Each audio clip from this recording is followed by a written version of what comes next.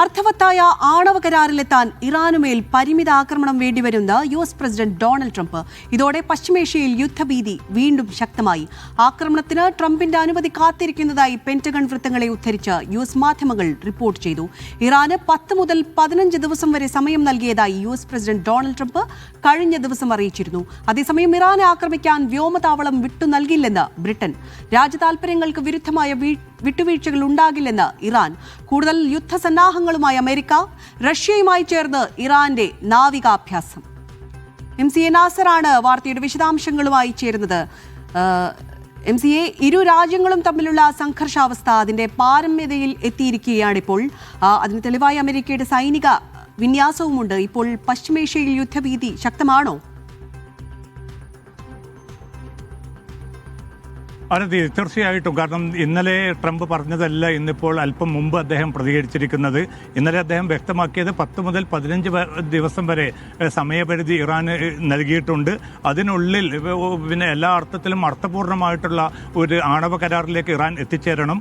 ആ കരാറിൽ എത്തിച്ചേരുന്നില്ല എങ്കിൽ അതിശക്തമായിട്ടുള്ള വലിയ തിരിച്ചടി തന്നെ ഇറാന് നേരിടേണ്ടി വരുമെന്ന മുന്നറിയിപ്പ് നൽകി. അതോടുകൂടി പിന്നെ കുറച്ചെങ്കിലും 2 ആഴ്ചക്കാലമെങ്കിലും സമയമുണ്ട്, അതുകൊണ്ട് ഒരു ആക്രമണം ഉണ്ടാകില്ല എന്നൊരു പ്രതീക്ഷയിലായിരുന്നു ലോകം. പക്ഷേ ഇന്ന് അദ്ദേഹം മാധ്യമപ്രവർത്തകർക്ക് മുമ്പാകെ വ്യക്തമാക്കിയത് ഇത്തരമൊരു കരാറിലേക്ക് ഇറാൻ വരണമെങ്കിൽ പരിമിതമായ തോതിലുള്ള ഒരു ആക്രമണം അനിവാര്യമാണ് എന്ന ഒരു പ്രതികരണമാണ് ട്രംപ് നടത്തിയിരിക്കുന്നത്.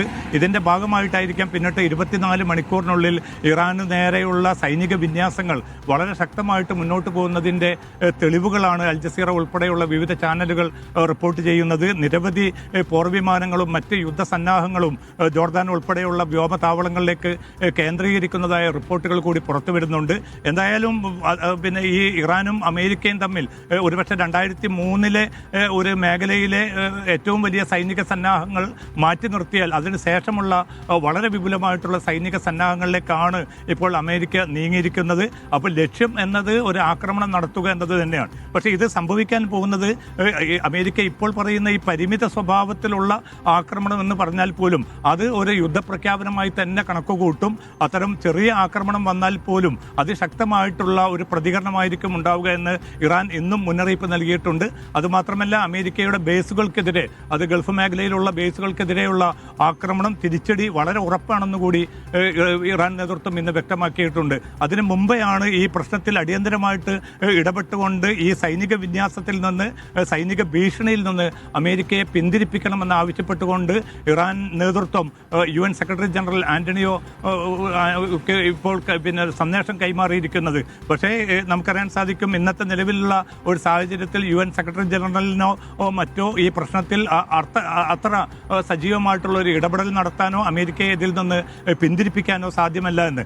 ആകെ പിന്നെ ഒരു പ്രതീക്ഷയുള്ളത് മേഖലയിലെ ഗൾഫ് രാജ്യങ്ങളാണ്. അവർ നടത്തിക്കൊണ്ടിരിക്കുന്ന നയതന്ത്ര നീക്കങ്ങൾ അത് വളരെ ശക്തമായി തന്നെ തുടരുന്നുണ്ട്. പക്ഷെ അതിനിടയിലും വലിയ തോതിലുള്ള യുദ്ധത്തിൻ്റെ മുന്നൊരുക്കങ്ങളുമായിട്ട് അമേരിക്ക മുന്നോട്ട് പോവുകയാണ്. ഇതിനെ നേരിടുക എന്ന ലക്ഷ്യത്തോടു കൂടി പിന്നെ ഹോർമുസ് കടലിടുക്കും, അതോടൊപ്പം തന്നെ ഒമാൻ സമുദ്രവും ഒക്കെ കേന്ദ്രീകരിച്ചുകൊണ്ടുള്ള സംയുക്തമായിട്ടുള്ള അഭ്യാസ പ്രകടനങ്ങളുമായി ഇറാനും രംഗത്തുണ്ട്. റഷ്യയും ചൈനയും ഈ അഭ്യാസ പ്രകടനങ്ങളിൽ സജീവമായിട്ട് തന്നെ പങ്കെടുക്കുന്നതായിട്ടുള്ള റിപ്പോർട്ടുകൾ കൂടിയാണ് പുറത്തു വരുന്നത്. എന്തായാലും കൂടുതൽ കലുഷിതമായിട്ടുള്ള ഒരു അവസ്ഥ രൂപപ്പെട്ടിട്ടുണ്ട്.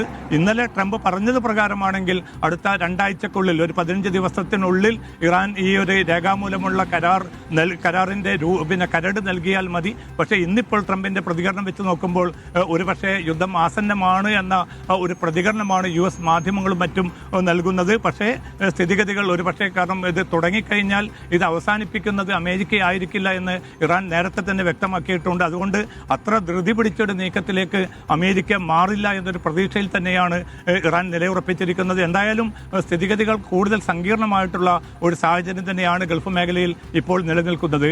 ആരതി, MCA, ഈ ചർച്ചകളിലൂടെ ഇത് പരിഹരിക്കാനുള്ളൊരു നീക്കം അമേരിക്കയുടെ ഭാഗത്തുനിന്നുണ്ടായിരുന്നു. എന്നാൽ അമേരിക്കയുടെ ഭീഷണിയുമായി വഴങ്ങില്ല എന്നുള്ള ഒരു ഉറച്ച നിലപാടിലാണ് ഇറാൻ ഉണ്ടായിരുന്നത്. ഈ നാസർ പറഞ്ഞ പോലെ തന്നെ ഹോർമുസ് കടലിടുക്കിലടക്കം നാവിക അഭ്യാസങ്ങളുണ്ടായിരുന്നു. അതുപോലെ തന്നെ തങ്ങളുടെ ആണവ കേന്ദ്രങ്ങൾ കൂടുതൽ സുരക്ഷിതമായ ഭൂഗർഭ അറകളിലേക്ക് മാറ്റാനുള്ള പ്രവർത്തനങ്ങൾ ഇറാൻ ഊർജിതമാക്കി എന്നെല്ലാമുള്ള റിപ്പോർട്ടുകളെല്ലാം വന്നിട്ടുണ്ടായിരുന്നു. ഈ സാഹചര്യത്തിൽ നമുക്ക് ഒരു നയതന്ത്ര ചർച്ച കൂടെ പ്രതീക്ഷിക്കാമോ?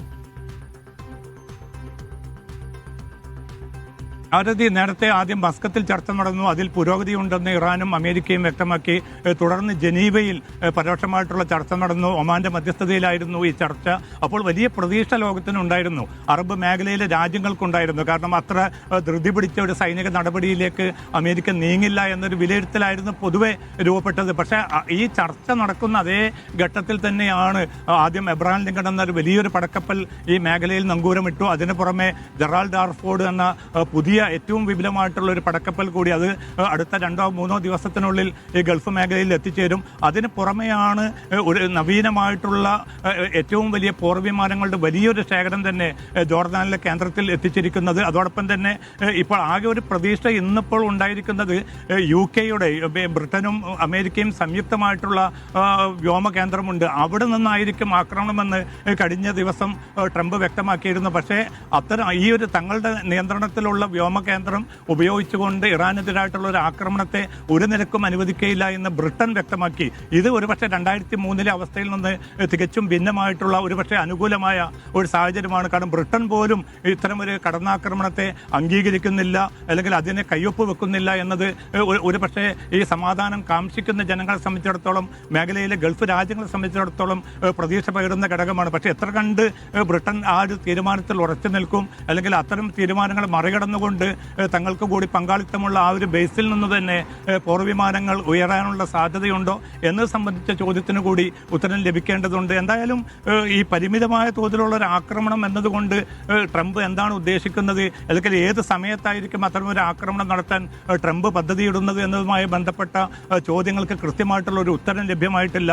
പെന്റഗൺ ഉദ്യോഗസ്ഥരെ ഉദ്ധരിച്ചുകൊണ്ട് ഇപ്പോൾ അമേരിക്കൻ മാധ്യമങ്ങളൊക്കെയും പുറത്തുവിടുന്നത് ഈ ആക്രമണം ആസന്നമായിരിക്കുമെന്ന ഒരു റിപ്പോർട്ട് മാത്രമാണ്. പക്ഷേ ഇറാനെ സംബന്ധിച്ചിടത്തോളം അവർ വ്യക്തമാക്കിയിരിക്കുന്നത് എല്ലാ പടക്കപ്പലുകളെയും കടലിൽ മുക്കാൻ പോകുന്ന ഏറ്റവും ശക്തമായിട്ടുള്ള ഉപകരണങ്ങൾ തങ്ങളുടെ പക്കലുണ്ട്. അതുകൊണ്ട് ഈ ഒരു യുദ്ധം തുടങ്ങി വെക്കാൻ ഒരുപക്ഷെ അമേരിക്കയ്ക്ക് സാധിക്കും. തങ്ങൾക്ക് യുദ്ധത്തിനോട് താല്പര്യമില്ല, പക്ഷേ നയതന്ത്ര ചർച്ചകൾ നടക്കുന്ന ഒരു സാഹചര്യത്തിൽ അതിന് സാവകാശം നൽകണമെന്നൊരു അഭ്യർത്ഥനയാണ് ഇപ്പോൾ UN സെക്രട്ടറി ജനറലിനെ അയച്ചിരിക്കുന്ന സന്ദേശത്തിൽ ഇറാൻ വ്യക്തമാക്കുന്നത്. പക്ഷേ ട്രംപ് ആയിരിക്കും അന്തിമമായിട്ടുള്ള ഒരു തീരുമാനം ഇതിൽ കൈക്കൊള്ളാൻ പോകുന്നത്. എന്തായാലും തങ്ങളുടെ സേന പൂർണ്ണമായിട്ടും സജ്ജമാണ്. ഏതൊരു നിർദ്ദേശം ലഭിച്ചു കഴിഞ്ഞാലും അതിനനുസരിച്ചുള്ള പ്രവർത്തനം ഉണ്ടാകുമെന്നാണ് US-ന്റെ സെൻട്രൽ കമാൻഡ് അല്പം മുമ്പ് പ്രതികരിച്ചിരിക്കുന്നത്. അതുകൊണ്ട് ഒരു ആശങ്കയ്ക്കും പ്രതീക്ഷകൾക്കും ഇടയിൽ തന്നെയാണ് ഇപ്പോൾ ഗൾഫ് മേഖല നിലനിൽക്കുന്നത്. ഏതെങ്കിലും വിധത്തിൽ ഈ ഒരു വിനാശകരമായിട്ടുള്ള ഒരു ആക്രമണത്തിൽ നിന്ന് അമേരിക്കയെ പിന്തിരിപ്പിക്കാൻ ഈ മധ്യസ്ഥ രാജ്യങ്ങളുടെ നീക്കങ്ങൾക്ക് എത്ര കണ്ട് വിജയിക്കുമെന്നത് സംബന്ധിച്ച ഒരു ചോദ്യം നിലനിൽക്കുന്നുണ്ട്.